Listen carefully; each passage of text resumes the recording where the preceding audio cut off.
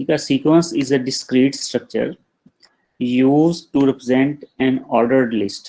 ठीक है, तो ये हमें हमें क्या रिप्रेजेंट करता है, एक ऑर्डर्ड लिस्ट करता है, यानी कि किसी तरतीब के साथ एक लिस्ट को शो करने के लिए हम सीक्वेंस का इस्तेमाल करते हैं। फॉर एग्जांपल हमारे पास एक सीक्वेंस है 1 2 3 5 8।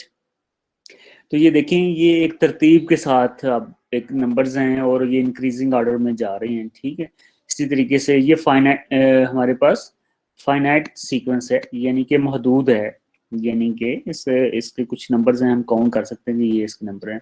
इसी तरह हमारे पास इन्फिनिट सीक्वेंसेस भी हो सकते हैं, यानी कि हम उनको स्टार्ट करते हैं, इनिशियल टर्म्स का पता होता है, उसके फार्मूले का भी पता होता है, लेकिन वो कहाँ पे एंड होगा वो चलता जाएगा। ठीक है, तो ये ऐसे अगर सीक्वेंस हमारे पास हो तो उसको हम इन्फिनिट सीक्वेंस कहते हैं। ठीक है जी। तो अब प्रॉपर इसकी डेफिनेशन हम जब डिस्कस करेंगे तो a sequence is a function. ठीक है, तो ये एक फंक्शन है। ठीक है, यहाँ पे तो ये अब जो कीवर्ड्स हैं ये ऑर्डिनरी कीवर्ड्स नहीं हैं बेटा, तो ये आपने ख्याल रखना है कि ये जो कंसेप्ट हम पहले पढ़ के आ रहे हैं तो ये उन्हीं की टर्म्स में उन्हीं को यूज किया जा रहा है। तो सीक्वेंस इज अ फंक्शन, तो फंक्शंस हमने पिछले सेक्शन में पढ़े हैं, तो ये सीक्वेंस भी फंक्शन होते हैं। तो ये क्या है, आपको पता है फंक्शंस क्या करते हैं, उनका क्या बिहेवियर होता है। तो हम अब सीक्वेंस को फंक्शन कंसीडर करके देखते हैं कि क्या ये कैसे बिहेव करेगा। A sequence is a function from a subset of the sets of integers, यानी कि इसमें जो डोमेन होगी वो क्या होगी, सबसेट ऑफ इंटीजर्स। ठीक है, जो इंटीजर्स हैं 0 1 2 3 4 5 6 अप टू n। ठीक है, तो जो इंटीजर्स हैं तो उसका सबसेट, कोई भी सबसेट होगा, ठीक है, तो वो यहाँ पे एज ए डोमेन के तौर पे काम करेगा। लेकिन जो आम तौर पे इस बुक में भी आप देखेंगे कि तकरीबन हर एग्जांपल, हर क्वेश्चन इसी तरह की है कि तकरीब, ठीक है, तो इसमें क्या होगा, लेकिन यूजली जो ये सबसेट है ना, ये 0 1 2 3 से शुरू होता है या 1 2 3 से शुरू होता है। ठीक है, बाद में जीरो इंक्लूड है, बाद में नहीं है। ठीक है, वो डिपेंड करता है क्वेश्चन के ऊपर, एग्जाम्पल के ऊपर। अगर इंक्लूड कर ले ठीक है, अगर ना करे भी तो ठीक है। ठीक है जी। तो जब ये जो सीक्वेंस है ना 1 2 3, तो इसको हम कहते हैं पॉजिटिव इंटीजर्स। ठीक है, और जब हम जीरो से शुरू करते हैं तो हम इसको कहते हैं नॉन नेगेटिव इंटीजर्स। ठीक है, नॉन नेगेटिव इंटीजर्स। तो ये छोटा सा डिफरेंस है लेकिन बड़ा क्रिटिकल है कि जीरो को इंक्लूड कर लेंगे तो क्या कहेंगे, जीरो को एक्सक्लूड कर देंगे तो क्या कहेंगे। अगर जीरो को एक्सक्लूड कर देंगे, अब जीरो के ऊपर बड़ी बहसें हैं कि ये पॉजिटिव है कि नेगेटिव है। ठीक है, तो अगर जीरो नहीं है तो सिंपल 1 2 3 है, तो इसके लिए तो हम श्योर हैं कि ये सारे के सारे पॉजिटिव हैं, तो हम उसको सिंपली पॉजिटिव इंटीजर्स कह देते हैं। लेकिन जब लिस्ट में जीरो आ गए तो अब हम ये क्लेम नहीं कर सकते कि ये पॉजिटिव इंटीजर्स हैं, तो फिर हम उसको क्या कहते हैं, उसको कहते हैं नॉन नेगेटिव इंटीजर्स। ठीक है, यानी कि इस जो लिस्ट है इसमें नॉन नेगेटिव इंटीजर्स नहीं है। ठीक है जी।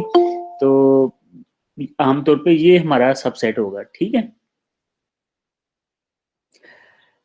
टू अ सेट एस, तो ये टू एक और सेट होगा एस। ठीक है, वो कोई भी हो सकता है इंटीजर्स के ऊपर, तो वो क्या होगा बेसिकली हमारी कोडमेन होगी। ठीक है जी। तो सीक्वेंस ऐसा फंक्शन है जिस जो जो एक सबसेट है वो एक सेट को मैप करता है। सबसेट क्या हो सकता है, वो सबसेट ऑफ इंटीजर्स होगा, वो जीरो से भी शुरू हो सकता है, वन से भी हो सकता है, यूजुअली आमतौर पे होता है। ठीक है, और मैप करेगा कोड मेन को, और वो एक और सेट होगा जिसको हम एस कह रहे हैं। वो use notation a n to denote the image of the integer n। तो जैसे कि हम जानते हैं फंक्शंस के ऊपर, फंक्शंस के अंदर हमने इसको डिस्कस किया था कि हमारे पास जो मैपिंग होती है from domain to codomain, तो उसमें जो कोड डोमेन है उसका जो आइटम होगा उसको हम इमेज कहते हैं। ठीक है, तो वो यहाँ पे कह रहा है वो use notation a n to denote the image of the integer n। ठीक है, तो ए एन को एज इमेज के तौर पे हम ले रहे हैं ऑफ n। ठीक है, तो n कहाँ से आएगा, n डोमेन से आएगा, और ए एन कहाँ पे होगा, ये कोडोमेन में होगा, ठीक है। We call n a term of sequence, ठीक है जी। तो हम एन को सीक्वेंस की टर्म भी कहते हैं। अब इसमें थोड़ी सी कंफ्यूजन है कुछ नोटेशन के हवाले से। अब वो क्या है उसको हम क्लेरिफाई करने की कोशिश करते हैं। फर्ज करें वो use the notation a n with curly brackets, ठीक है। तो ये अब यहाँ पे अब हमने बात की a n a term of sequence, ठीक है। तो आपने अभी देखा हमने बात की है कि ये टर्म ऑफ सीक्वेंस है, ठीक है, a n without curly brackets, ठीक है।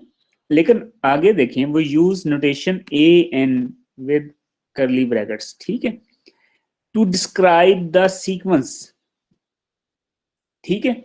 यहां पे हमने सीक्वेंस की एक टर्म की बात कर रहे हैं। एक 8-10 नंबर है उसमें से अगर हम एक ए एफ एन कोई भी नंबर है उसकी बात करें तो ये एक टर्म है, ठीक है। और यहाँ पे ए एन को कह रहे हैं कि ये पूरा सीक्वेंस है, 8-10 जितनी भी आइटम्स है उसके अंदर ये पूरा सीक्वेंस है, ठीक है। तो आमतौर पे जब ये सीक्वेंस आ रहा है तो उसमें हम ब्रैकेट्स का इस्तेमाल कर रहे हैं, और ए एन जब एक टर्म के तौर पे इस्तेमाल होगा तो उसमें नहीं हो रही। और यूजली क्या होता है कि इन दोनों का फर्क जो है आमतौर पे वो कंटेक्स्ट से वाज़ेह हो जाता है, क्वेश्चन के कंटेक्स्ट से वाज़ेह हो जाते हैं कि हम सीक्वेंस की बात कर रहे हैं या हम एक टर्म की बात कर रहे हैं।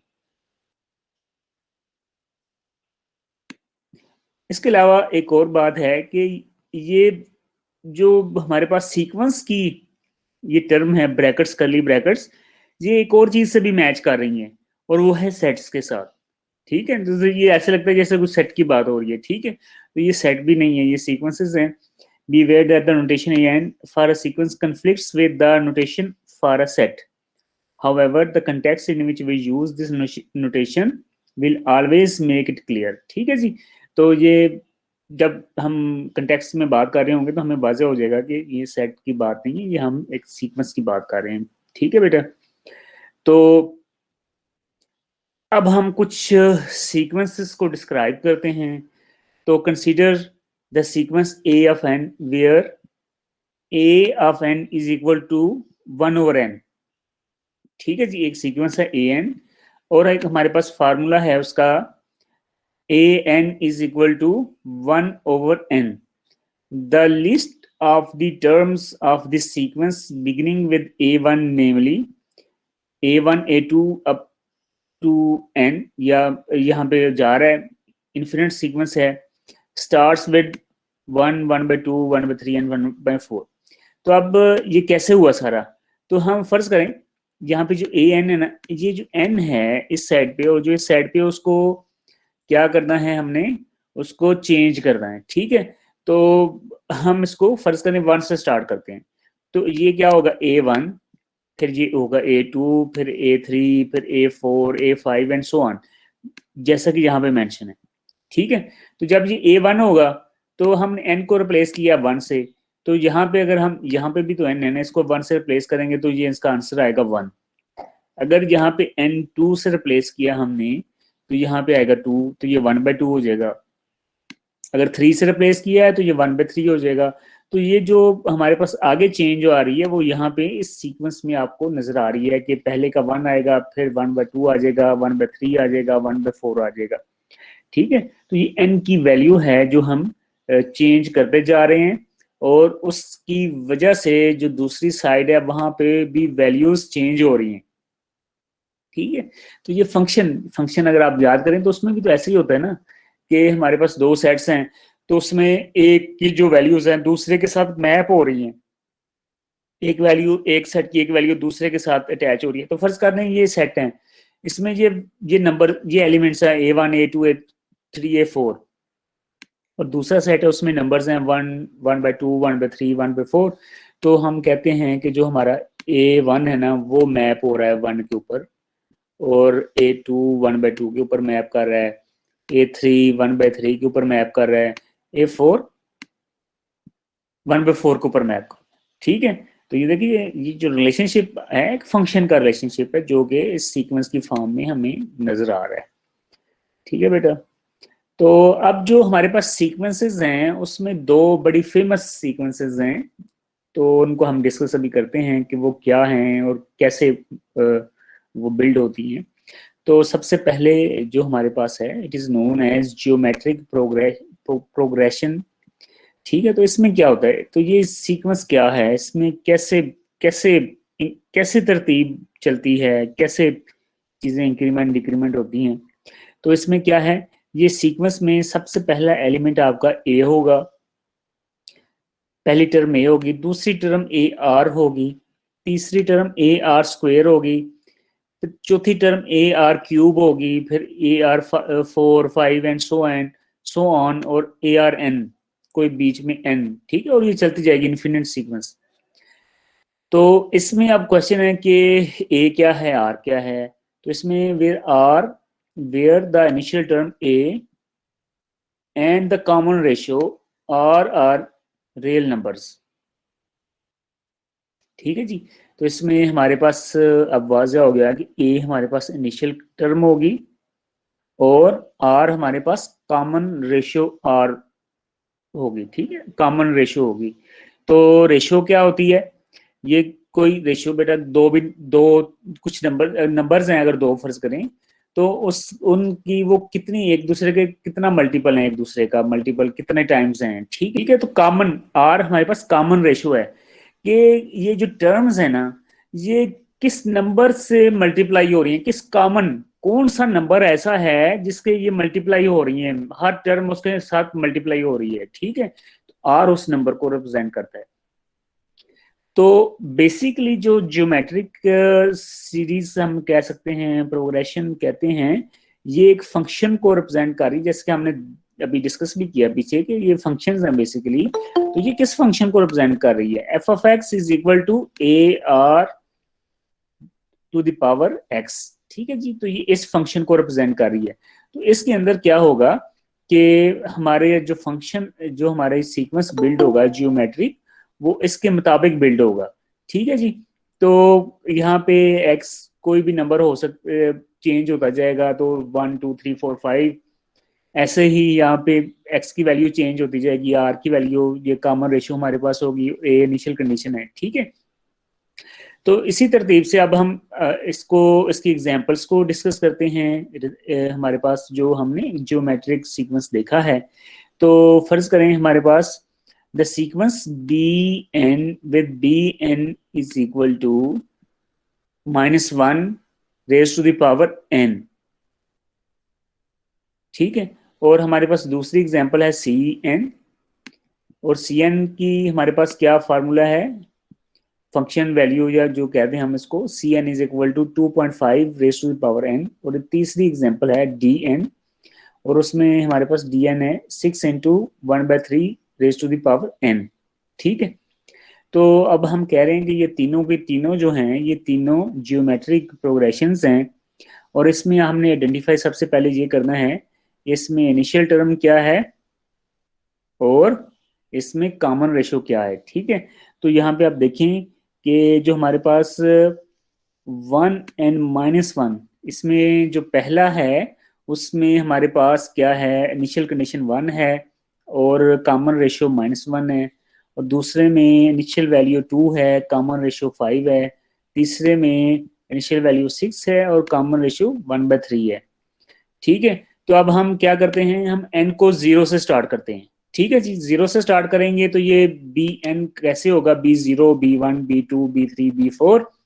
ये सी एन क्या होगा, C0 C1 C2 C3 and 4 and so on. और इसी तरीके से ये हमारे पास जो डी एन है, ये D0 D1 D2 D3 D4 आ जाएगा। ठीक है जी, तो जब ये आएगा तो हम सिंपली जब n को 0 से रिप्लेस करेंगे, तो इधर ऐसे ही यहाँ पे भी n की वैल्यू को चेंज करेंगे। जैसे यहाँ n को चेंज करेंगे तो यहाँ n की वैल्यू को चेंज करेंगे दोनों साइड पे, जैसे हमने पीछे एक एग्जांपल में देखा है। ठीक है जी, तो अब इसको अगर हम करें, फर्ज करें पहली ये जो एग्जांपल है, सीक्वेंस है, इसकी बात कर लेते हैं। तो इसको B0 करते हैं, तो B0। ठीक है, तो अब B0 जो है वो क्या होगा, -1 रेज टू द पावर 0। तो क्या आंसर आएगा इसका, इसका आंसर आएगा 1। ऐसे ही है। अब मैं B1 कर देता हूँ, तो ये आगे ये भी चेंज हो जाएगा, -1 रेज टू द पावर 1। तो इसका आंसर क्या आएगा? -1। ठीक है। ऐसे B2 है, तो इसमें फिर हम अगेन इसकी वैल्यू ऐसे ही चेंज कर देंगे। अब ये पावर 2 में चला जाएगा, तो क्या आंसर आएगा? 1 एंड सो ऑन। ठीक है, तो ये उसका सीक्वेंस, ये उसका बन रहा है, डेवलप हो रहा है। तो इस फार्मूला से हमने ये एक सीक्वेंस डेवलप कर लिया। ठीक है जी, तो ये सीक्वेंस है, ये अब सीक्वेंस बिल्ड हो गया, तो इसको हमने आइडेंटिफाई किया है कि ये जियोमेट्रिक है। और जियोमेट्रिक किस तरीके से है कि इसमें जो इनिशियल कंडीशन है, ठीक है, वो हमारे पास क्या है, इसमें 0 है। और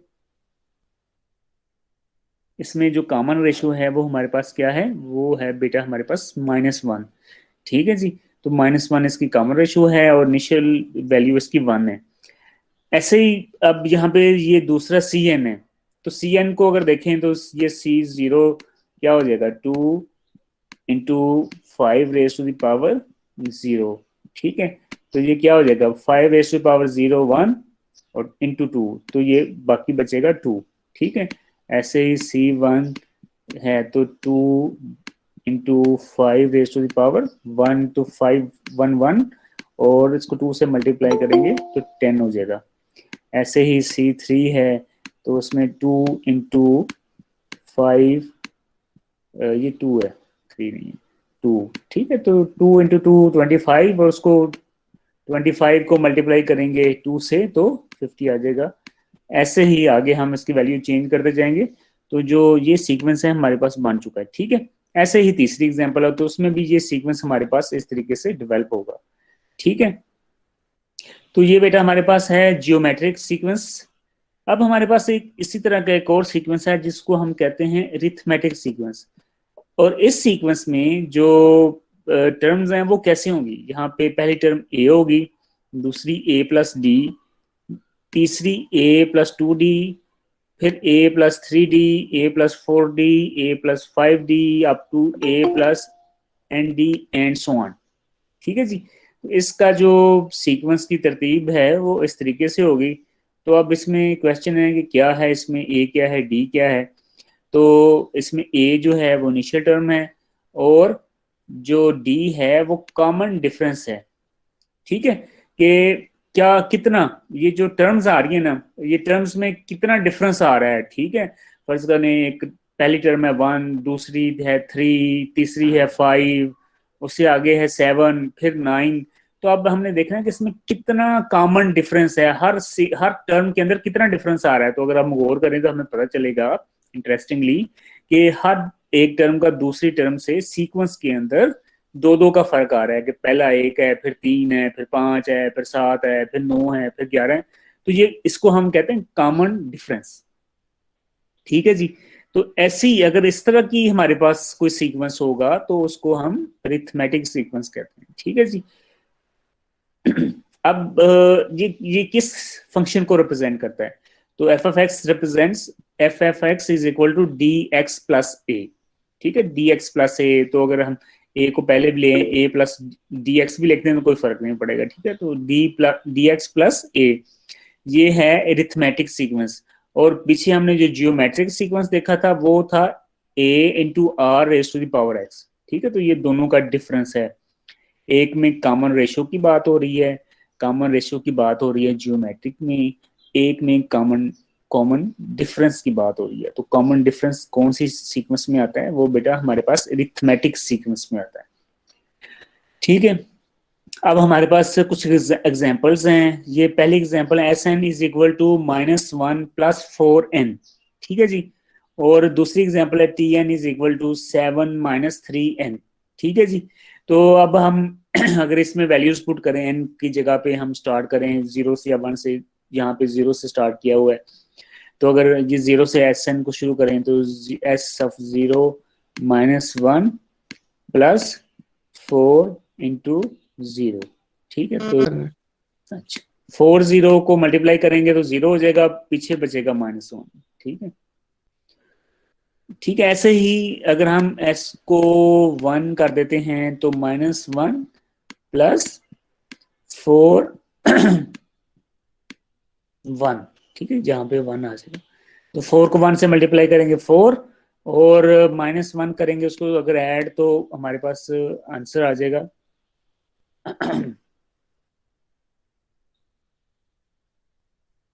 3, ठीक है, इसका आंसर आ जाएगा 3। ये -1 + 4, 3 आंसर आ जाएगा। ऐसे ही S3 की बात करें तो -1 + 4 × 3, ठीक है, तो 12 आ जाएगा, और उसमें से -1 कर देंगे तो 11। तो जो सीक्वेंस हमारे पास बनेगा वो -1, 3, 7, 11 एंड सो ऑन। ऐसे ही ये जो दूसरा हमारे पास एग्जांपल है तो उसका सीक्वेंस बनेगा 7, 4, 1, -2 एंड सो ऑन, ठीक है जी। तो इस सीक्वेंस का जो बिहेवियर हमें शो हो रहा है उससे हमें पता चल रहा है कि हमारे पास जो सीक्वेंसेस हैं वो क्या हैं, वो अरिथमेटिक प्रोग्रेशन के साथ मूव कर रहे हैं।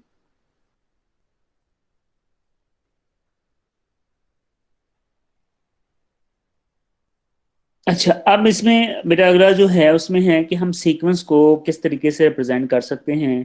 तो एक हमारे पास कंसेप्ट है जिसको हम रिकर्जन रिलेशंस कहते हैं, ठीक है जी। तो आई डोंट नो कि आपने प्रोग्रामिंग में रिकर्सिव फंक्शंस पढ़े हैं, तो डॉट नेट उसमें ऊप वगैरह में पढ़े हैं बेटा आपने रिकर्जन्स, ऐसे फंक्शन जो अपने आप को कॉल करते हैं बार बार, है कुछ आइडिया आपको? सर ने लूप्स पढ़ा दी थी, सर ने ये नहीं पढ़ाया। बस, हाँ तो वो ये, हाँ, अच्छा अच्छा, ये आपने बात कर दी लूप्स की। तो लूप्स के साथ का कंसेप्ट है रिकर्जन, रिकर्जन, ठीक है। तो लूप्स में, लूप्स को यहाँ पे कहते हैं आइटरेशंस। आप आगे आगे देखेंगे भी ना यहाँ पे आइटरेशन, लूप्स को कहते हैं आइटरेशन, आइटरेटिव, ठीक है। और जो इसके इक्विवेलेंट कंसेप्ट है उसको दूसरा है रिकर्जन, ठीक है। रिकर्जन में क्या होता है कि वो फंक्शन अपने आप को बार बार कॉल कर रहा होता है, प्रोग्रामिंग। तो अगर देखा जाए तो ये जो हम सारे स्ट्रक्चर्स पढ़ रहे हैं डिस्क्रीट मैथ के, तो ये सारे स्ट्रक्चर्स किसी ना किसी तरीके से आपकी प्रोग्रामिंग लैंग्वेजेस में डेवलप करने में इस्तेमाल हो रहे हैं, ठीक है, सारे के सारे किसी ना किसी फॉर्म में। तो वहाँ पे, यहाँ पे जब ये रिकर्जन का कंसेप्ट है या यहाँ पे जो आइटरेशन का कंसेप्ट है यानी कि लूप्स का कंसेप्ट है, तो ये सारी चीजें पहले से डेवलप है मैथ में, जो जिनकी बेस के ऊपर आपकी प्रोग्रामिंग लैंग्वेजेस को बिल्ड किया गया है। तो ये आपकी प्रोग्रामिंग लैंग्वेजेस ऐसे हवा से नहीं आ गई कि क्या पता कि लूप्स होने चाहिए प्रोग्रामिंग लैंग्वेज में, इफ एल्स की स्टेटमेंट होनी चाहिए, उसमें रिकर्जन्स होनी चाहिए, फंक्शंस होने चाहिए।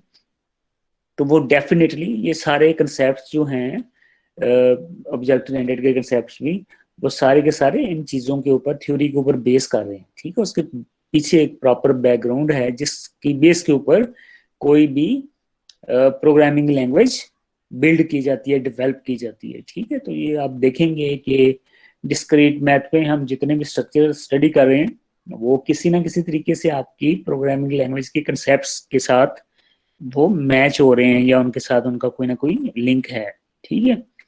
तो ऐसे ही हमारे पास एक बड़ा अहम कंसेप्ट है रिकर्जन रिलेशन का। तो क्या होते हैं रिकर्जन रिलेशन, ठीक है।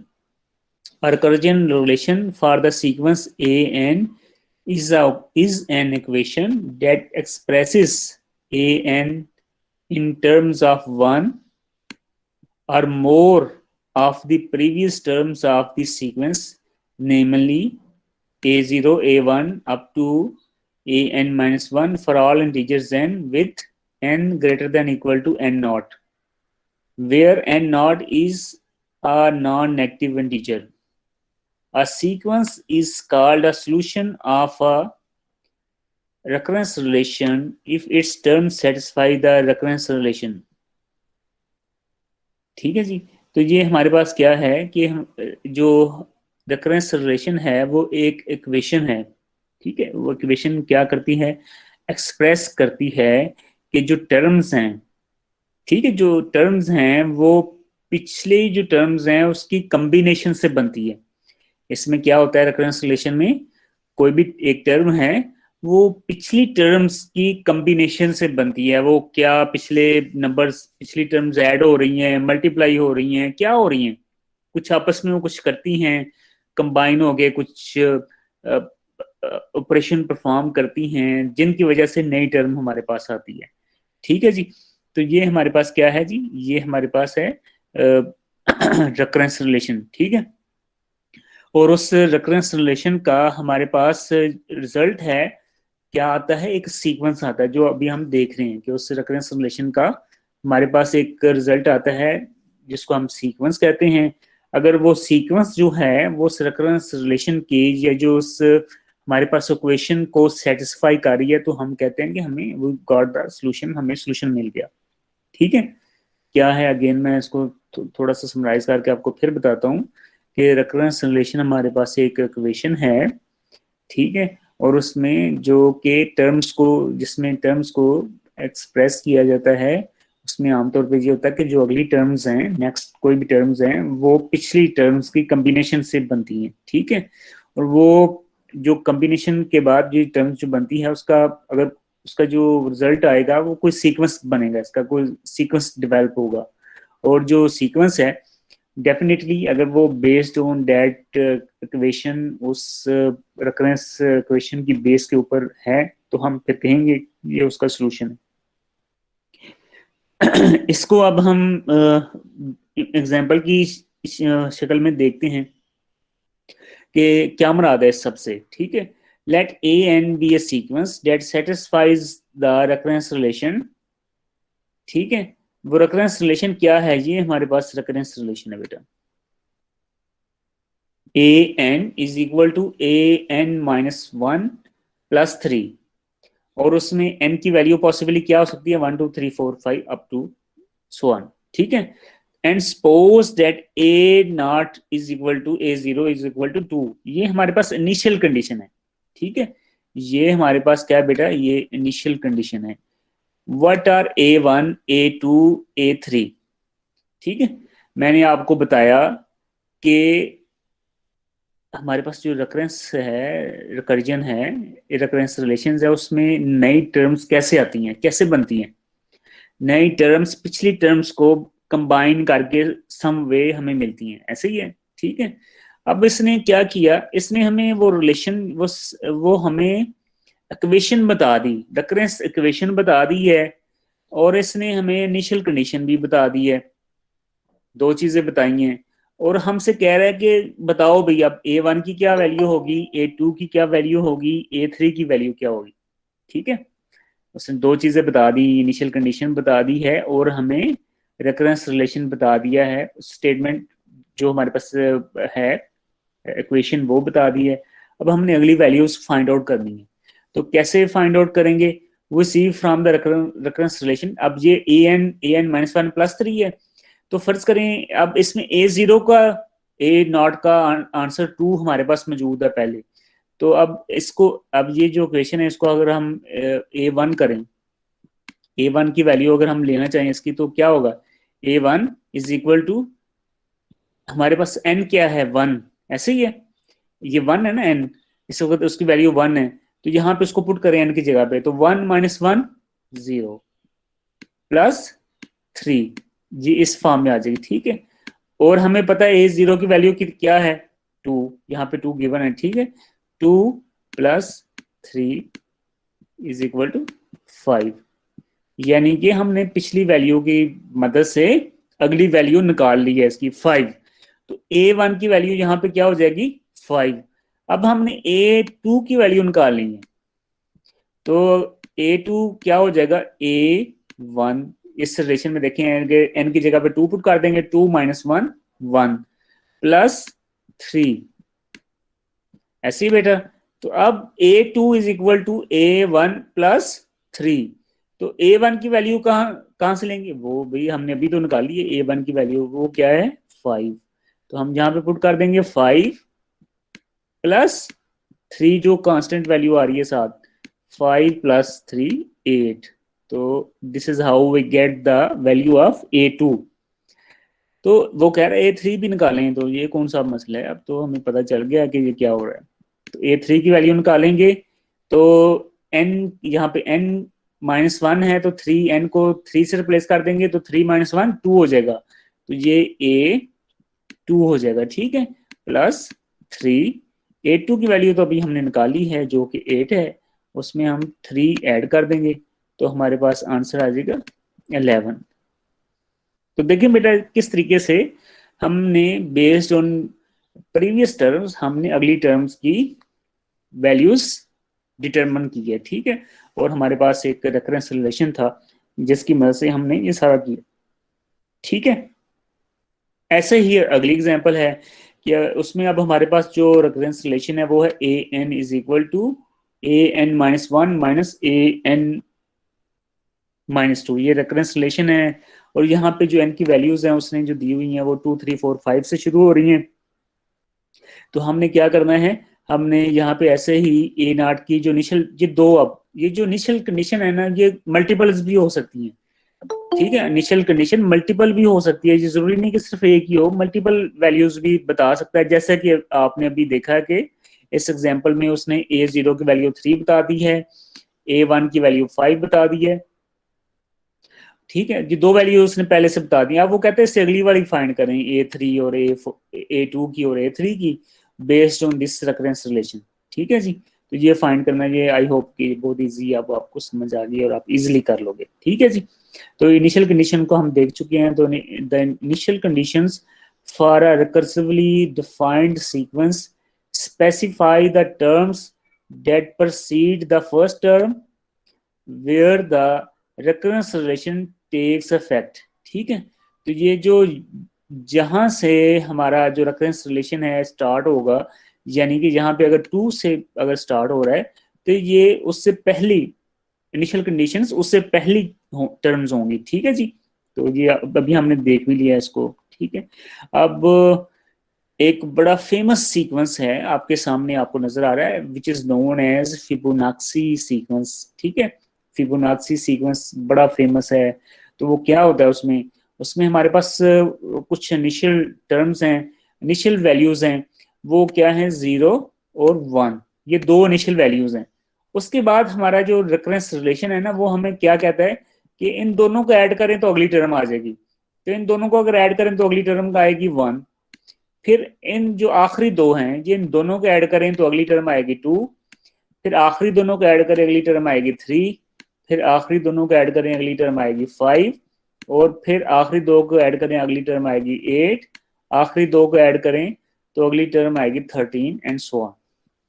तो बेटा ये जो सीक्वेंस है ना इसको हम फिबोनाची सीक्वेंस कहते हैं, ठीक है जी। तो अब इसमें आपको पता चल गया, मैंने आपको थ्योरेटिकली एग्जाम्पल करके बता दिया कैसे हो रहा है। तो इसमें दो इनिशियल कंडीशंस हैं F0 और F1। F0 की वैल्यू 0 है और F1 की वैल्यू 1 है। और इसका जो रिकरेंस रिलेशन या जो हमारे पास एक्सप्रेशन है, स्टेटमेंट है, वो इसमें क्या है हमारे पास, वो है Fn is equal to F of n minus 1 plus F of n minus 2 for n 2 3 4 5 and so on, ठीक है जी। तो ये इसकी जो एग्जांपल है इधर मैंने आपको करके बता दी कि ये कैसे डेवलप होगी। कि यहाँ इसको हम 2 से स्टार्ट करेंगे और 2 से स्टार्ट करेंगे, ये हमारे पास F2 हो जाएगा, ठीक है। ये F बेसिकली इसका जो पहली टर्म बनेगी वो F2 और ये Fn माइनस 1 है, तो ये हमारे पास F1 होगी। और ये Fn माइनस 2 है तो ये F0 होगी। तो ये दो हमारे पास इनिशियल कंडीशंस हैं और इसकी वैल्यूज हमें पहले से गिवन है। हमने इससे हमने F2 निकाल लिया, F2 निकाल लिया तो फिर F3 निकालना कोई मसला नहीं है, F3 निकाल लेंगे तो F4 निकालना हमारे लिए कोई मसला नहीं है। सारी चीज़ें हमारे पास पहले से मौजूद हैं, ठीक है जी। तो ये इसमें कोई इशू नहीं है, इंशाल्लाह आप इसको इजीली कर लेंगे। इसके बाद बेटा हमारे पास है we say that we have solved the recurrence relation together with the initial conditions when we find an explicit formula. Again मैं आपको बता रहा हूँ, we say that we have solved the recurrence relation together with the initial conditions when we find an explicit formula called a closed formula for the terms of sequence, ठीक है जी। तो अगर हम क्या करें, इन जो सीक्वेंस हमारे पास है अगर उसका फार्मूला बना लें, जो हमारे पास जो रिकरेंस रिलेशन है अगर हम इसका फार्मूला बना लें, ठीक है, तो जिसकी मदद से हम उसकी वैल्यूज को इजीली डिटरमिन कर सकें, तो हम क्या कहते हैं, हम उस रिलेशन उसको सोल्यूशन को क्लोज्ड फार्मूला कहते हैं। ठीक है जी, तो ये हमारा सोल्यूशन है। तो अब हम इसको देखते हैं कि ये क्लोज्ड फार्मूला हम कैसे ले सकते हैं, कैसे निकाल सकते हैं। ठीक है जी, तो अब देखेंगे हमारे पास एक एग्जांपल है, determine whether the sequence a n where an is equal to 3n for every non-negative integer n is the solution of the recurrence relation an is equal to 2an minus 1 minus an minus 2 for n 2 3 4. Answer the same question where an is equal to n 2 raised to the power n where an is equal to 5। ठीक है, अब इसमें क्या है कि हमने determine करना है कि क्या ये फार्मूला जो यहाँ पे निकला है, ये जो फार्मूला गिवन है क्लोज्ड फार्मूला, क्या वो ठीक फार्मूला है। ठीक है, बाकी सारी बातें पिछली वाली हैं। इसमें हमें क्या बताया गया है, इसमें हमें बताया गया कि ये उसका रेकरेंस रिलेशन है और एन की वैल्यूज ये हैं। ठीक है जी, बस एक नई चीज का इजाफा हुआ है और वो ये फार्मूला, ये क्लोज फार्मूला उसने पहले से निकाल के हमको दे दिया। अभी वो उसने हमें तकलीफ नहीं दी कि आप अभी भी फार्मूला बनाओ, उसने पहले ही निकाल दिया। उसने कहा कि ये फार्मूला एक बना a n is equal to 3n। ठीक है, तो ये रेकरेंस रिलेशन है, ये इसका क्लोज फार्मूला बना है। तो कहना है कि वो बताओ ठीक है, तो हम चेक करते हैं इसको। Suppose that a n is equal to 3n, ये formula for every non active integer n। Non active का शुरू में आपको मैंने बता दिया कि 0 1 2 3 4 and so on. Then for n greater than equal to 2 we see that ये हमारे पास जो रेकरेंस रिलेशन है 2an minus 1 minus an minus 2 is equal to 3 into 2 into 3 into n minus 1 minus 3 into n minus 2 is equal to 3n is equal to n।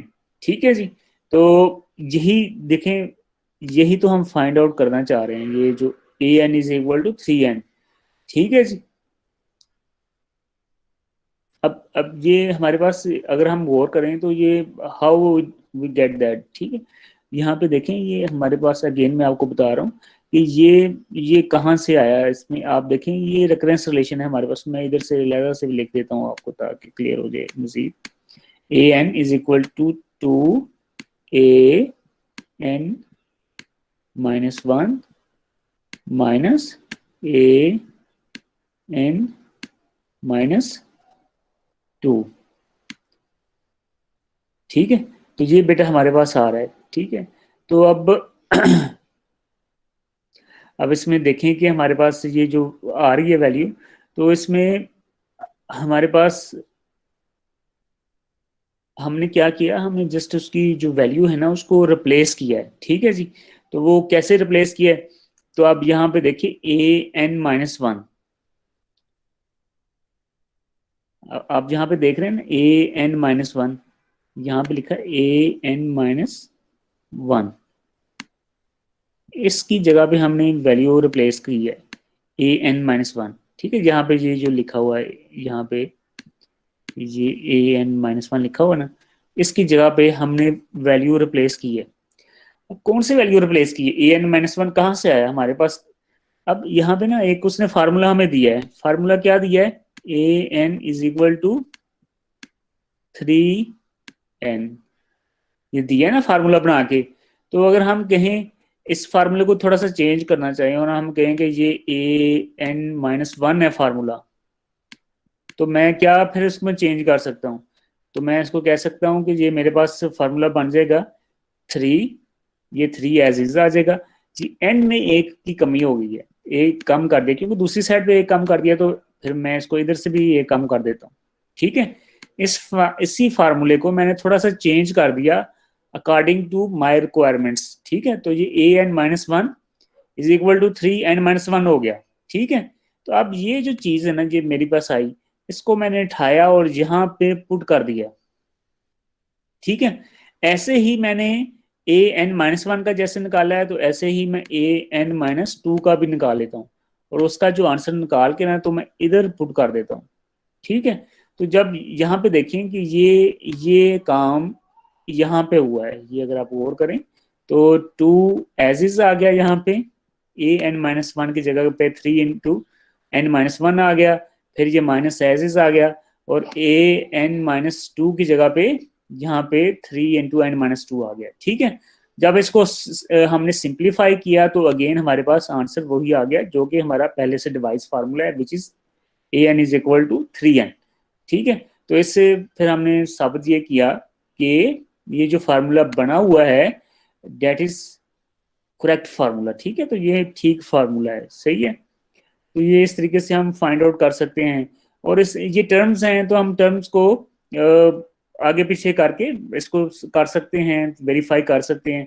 तो ऐसे ही हमारे पास जो दूसरा था यहाँ पे गिवन है ये कि हमारे पास अगर फार्मूला हो a n is equal to 2n, तो यहाँ पे उसकी बात की गई है। ये हमारे पास सेकंड एग्जांपल है, इसको आप खुद ही आपने देख लेना, सेम तरीके से जैसे अभी हमने किया है उसी तरीके से हम इसको कर सकते हैं, ठीक है जी। अब देखें कि solve the recurrence relation and initial condition in example 5, ठीक है। Solve the recurrence relation and initial condition in example 5। तो ये अभी हम एग्जांपल 5 को देख लेते हैं जी, तो इसके अंदर क्या बात हो रही है। ये एग्जांपल 5 ये हमारे पास है, तो इसमें देखें कि हमारे पास रेकरेंस रिलेशन क्या है, a n is equal to a n minus one plus 3, और इनिशियल कंडीशन हमारे पास क्या है ए नॉट या ए जीरो इज इक्वल टू 2, ठीक है जी। तो अब आए इसमें हमने इसको सॉल्व करना है, तो हम क्या करते हैं, we can successfully apply the recurrence relation in example 5 starting with the initial condition a1 is equal to 2, ठीक है, and working upward until we reach en to deduce a closed formula for the sequence, ठीक है। तो अब यहाँ पे जो example number 5 है उसमें देखें कि हमारे पास इनिशियल कंडीशन ए नॉट क्या है, ए नॉट हमारे पास है इक्वल टू 2, ए नॉट हमारे पास क्या है बेटा, ए नॉट इज इक्वल टू 2, ठीक। और फार्मूला और हमारे पास क्या है जी इसका, a n is equal to a n minus one plus 3, ठीक है। A n is equal to a n minus one plus 3, ठीक है। ये मैंने डाटा ले लिया है उससे हमारे एग्जाम्पल 5 से, ताकि इधर लिख लिया ताकि इजी हो जाए। तो यहाँ पे देखिए a n is equal to a n minus one plus 3 a naught 2, तो हमने अब क्या करना है, इसमें वैल्यूज पुट करते जाना है और देखते जाना है। तो अब कैसे करेंगे, अब जो हमारे पास है, अब हम ए शुरू करेंगे, हमारे पास है तो स्टार्टिंग में the initial condition a1 is equal to 2। यहाँ पे हम स्टार्ट कहाँ से कर रहे हैं, हम ए नॉट के बजाय इसको स्टार्ट कर रहे हैं 1 से, हम कंसीडर ये कर रहे हैं कि ये a1 इक्वल टू 2 है, ठीक है जी।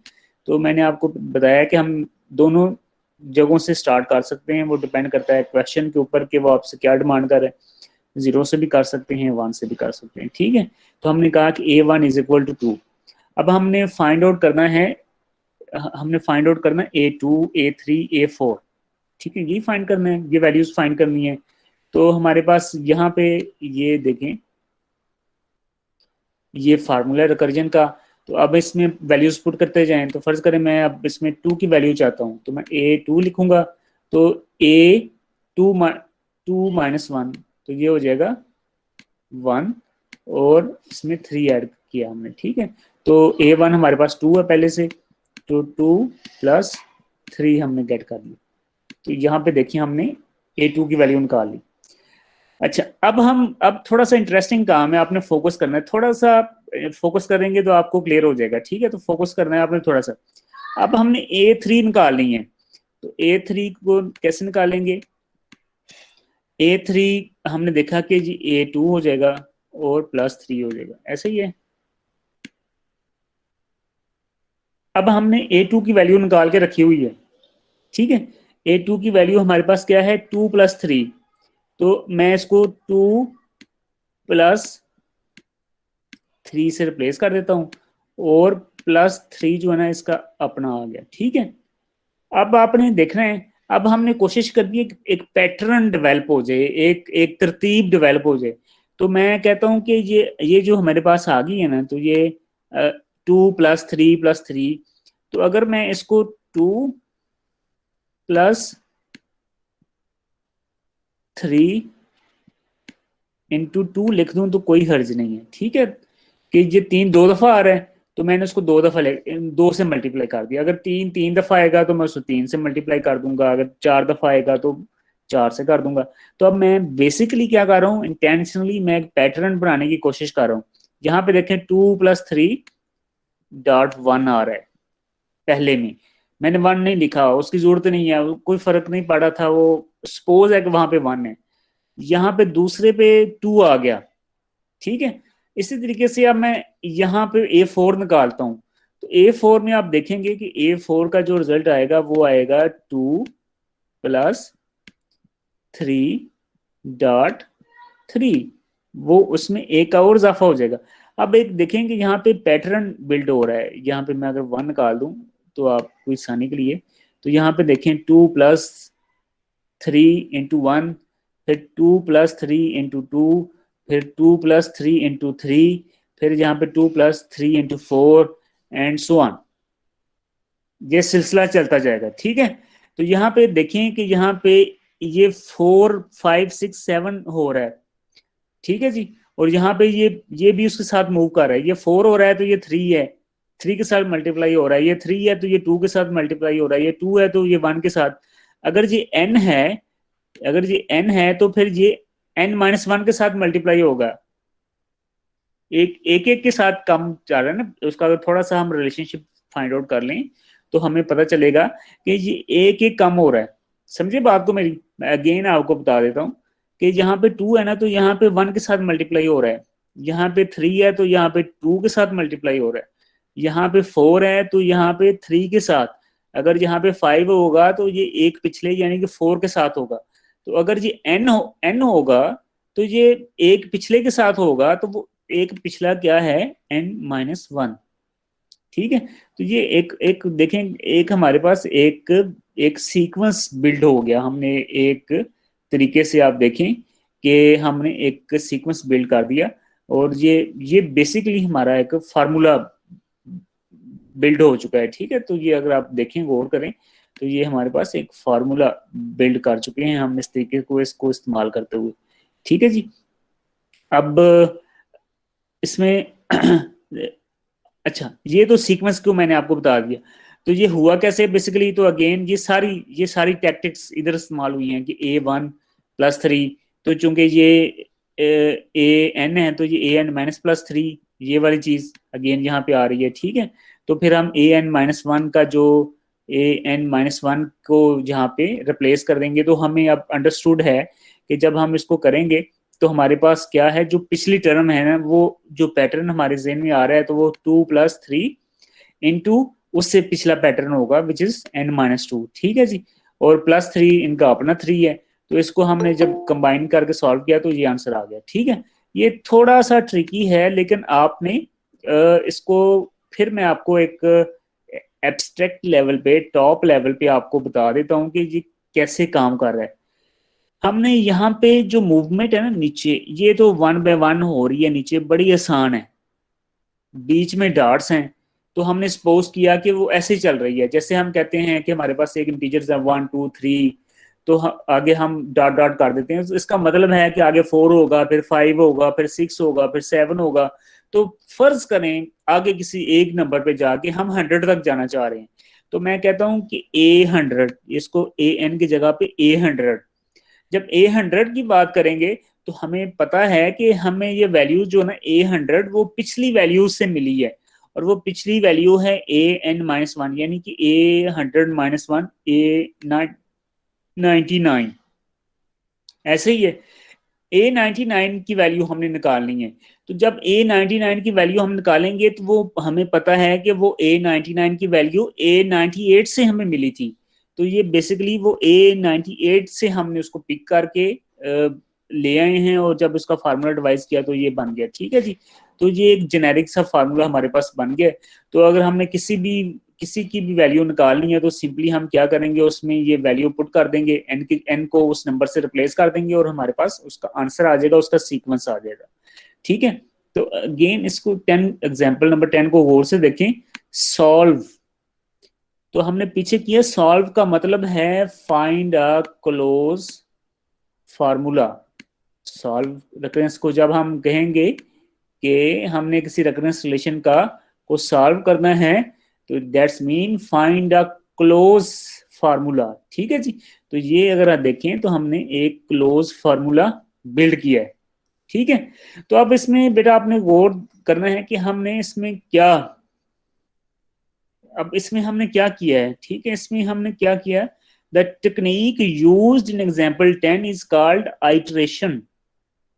ठीक है, we have iterated or repeatedly use the recurrence relation. The first approach is called forward substitution. तो ये जो पहली अप्रोच अभी हमने डिस्कस की है, it is known as forward substitution. हम आगे जा रहे हैं, फॉरवर्ड यहाँ से फॉरवर्ड कर रहे हैं और उसको सब्सटीट्यूट करते जा रहे हैं। ठीक है जी, उसको चेंज करते जा रहे हैं। We found successive terms beginning with the initial condition and ending with A of n. The second approach is called backward substitution because we begin with an and iterated to express it in terms of following terms of sequence until we found the terms of A1. अब ये जो बात अगली हो रही है ना, ये है बैकवर्ड सब्सटीट्यूशन की। अभी जो मेथड हमने डिस्कस किया है ये फॉरवर्ड सब्सटीट्यूशन का है। ठीक है, हम आगे आगे जाते जा रहे हैं। अब एक और तरीका भी है इसको सॉल्व करने का, उसको कहते हैं बैकवर्ड सब्सटीट्यूशन। इसमें हम A ऑफ n से शुरू करेंगे और वापस A ऑफ 1 तक आएंगे। ठीक है, इस तरीके को हम कहते हैं बैकवर्ड सब्सटीट्यूशन। ठीक है, दो तरीके हो गए हमारे पास इसको सॉल्व करने की, एक फॉरवर्ड है और एक बैकवर्ड है। तो हमने फॉरवर्ड तो देख लिया, अभी बैकवर्ड नहीं देखा, तो अब हम बैकवर्ड को भी देख लेते हैं। अच्छा, अब है हमारे पास we can also successfully apply the recurrence relation in example 5 starting with the term an and working downward until we reach the initial condition a1 to deduce this formula. The steps are, ठीक है, अब हम backward substitution करने लगे हैं, यानी कि अब हमने a of n से स्टार्ट करना है। Previously we have started from a1 and we just incremented things. ठीक है, लेकिन अब यहाँ पे उल्ट करना है, a of n से शुरू करना है और उसको हमने वापस A of 1 तक जाना है। ठीक है, तो हमें पता है हमारा फार्मूला है A of n is equal to A of n minus 1 plus 3। तो अब हम क्या करेंगे, अब हमने ये जो हमारे पास an माइनस 1 है ना, इसकी जगह पे फार्मूला पुट कर देना है। तो इसकी जगह पे an माइनस 1 की जगह पे ये फार्मूला पुट किया है हमने। इसकी जगह पे जो फार्मूला हमने पुट किया है वो ये है, सब्स्टिट्यूट किया, जो हम इसको कह सकते हैं an माइनस 1 का फार्मूला हमारे पास क्या होगा, an माइनस 2 प्लस 3। ठीक है जी, जैसे an is equal to an minus 1 plus 3, ये फार्मूला है ना। तो अगर हम a को an माइनस 1 a कम कर दें n से, तो क्या होगा, a कम करेंगे तो ये an माइनस 1 तो पहले ही है, तो एक कम करने से और एक कम हो जाएगा, तो an माइनस 1 2 हो जाएगा और 3 हो जाएगा। ठीक है, तो ये an की वैल्यू हमने निकाल ली, ये an माइनस 1 की वैल्यू निकाल ली। तो ये जो an है an माइनस 1, इसकी वैल्यू हम जो ये वैल्यू निकाली है वो यहाँ पे पुट कर देंगे, जो हमने यहाँ पे कर दी है। ठीक है, ये वैल्यू देखें हमने हम यहाँ पे पुट कर दी है, और ये प्लस 3 वो ऊपर वाला ही 3 है, ये जो 3 था ना ये ऊपर वाला, यही 3 इधर आ गया। अब हमने इसको अगेन क्या करना है, अब हमने इसको सिंप्लीफाई करना है और इस तरीके से करना है कि कोई पैटर्न बिल्ड हो जाए, कोई फार्मूला बिल्ड हो जाए। ठीक है, तो अगर हम देखें तो हमने क्या किया, इसको जब सॉल्व किया तो an माइनस 2 एज इज रखा, और 3 प्लस 3 है ना, तो इसको हम 3 इंटू 2 कर देंगे तो कोई फर्क नहीं पड़ेगा। ठीक है, इसी तरीके से हम अगर 3 अगेन यहाँ पे डॉट 1 भी आ रहा है इसके साथ, लेकिन इसको हम रिप्रेजेंट नहीं कर रहे, कोई फायदा नहीं है, कोई इसका कोई यूज नहीं है, लेकिन एक्चुअली यहाँ पे डॉट 1 है। पैटर्न बिल्ड करने के लिए आपको समझाने के लिए ये बता रहा हूँ। 1 आ गया, 3.2 आ गया। अब यहाँ पे देखें कि ये जो an-2 है ना, अब हमने इसकी जगह पे वैल्यू पुट करनी है। तो यहाँ से निकालें इसकी वैल्यू कैसे आएगी, an-2। तो अब इसमें यहाँ पे ये पहले से हमारे पास क्या है, ये इसमें एक और काम कर दें तो इसमें भी एक और काम करना पड़ेगा। ये हो जाएगा an-3 + 3। ठीक है, अब ये जो an-2 की हमने नई वैल्यू निकाली है ना, अब इसको उठा के हमने यहाँ पे पुट कर देना है। ठीक है, और ये 3.2 एज इज आ जाएगा ऊपर से। तो जब इसको सिंप्लीफाई करेंगे तो ये 3.3 हो जाएगा। ठीक है, तो ये अब इंटरेस्टिंगली क्या होता जाएगा, अब आप देखते जाएंगे कि यहाँ पे हमारे पास क्या है, एक इसमें कमी आती जाएगी n में। ये आएगा n-2, n-3, n-4, n-5, n-6, n-7 and so on, और फिर 1 तक चलता जाएगा, 2 तक। इसकी क्योंकि आखिरी जो है वो 2 है, तो ये 2 तक चलता जाएगा। ठीक है, और ये जो 3.3 है, तो ये 3.1 है, फिर 3.2 है, फिर 3.3 है, फिर 3.4 हो जाएगा, 3 × 5, 3 × 6 एंड ये पैटर्न एक बिल्ड होना शुरू हो गया। और इसको हमने डार्ट्स की मदद से यहाँ पे छुपा लिया कि ये पैटर्न है। अब तो हमें पता चल गया कि ये पैटर्न बन रहा है। ठीक है, तो हम फिर डायरेक्टली क्या करते हैं, सबसे आखिरी स्टेटमेंट में चलते हैं। और वो सबसे आखिरी स्टेटमेंट हमारे पास क्या है, क्योंकि हमारे पास A1 तो मौजूद है। ठीक है, तो A2 तक हमारी आखिरी स्टेटमेंट होगी। तो यहाँ पे ये जो है ना, ये वाला, ये मूव करते करते हमारे पास कहाँ पे आ जाएगा, A2 पे आ जाएगा, A2 पे। ठीक है, A2 सही हो गया, A2 पे आ गया। प्लस हमारे पास है 3 + 3 और n-2 हमारे पास है कि उसमें हमने जो वैल्यू हमारे पास 2 जो वैल्यू हो रही है वो n से हम यहाँ पे निकाल रहे हैं। हमारे पास n-2 आ गया। ठीक है जी, तो ये हमारे पास वैल्यू आ गई है। अब हम क्या करेंगे, अब ये जो A2 है वो हमें पता है कि A2 इज एक्चुअली A1 + 3 और ये एज इज हमारे पास आ जाएगा। ये जो अब हम इसको क्या करेंगे, सिंप्लीफाई कर लेंगे। जब हम इसको सिंप्लीफाई करेंगे तो वो सिंप्लीफाई बेटा हमने इस तरीके से करना है, ये जो ऊपर फार्मूला बनता आ रहा है ना उसको हमने कैरी करना है। तो यहाँ पे देखें कि हमारे पास जो ऊपर से फार्मूला बनता आ रहा है वो क्या बनता आ रहा है बेटा, अगर हम उसको गौर करें तो वो है 2 + 3 × n-1। तो ये हमारे पास जो फार्मूला बनता आ रहा है वो आ रहा है 2 + 3 × n-1।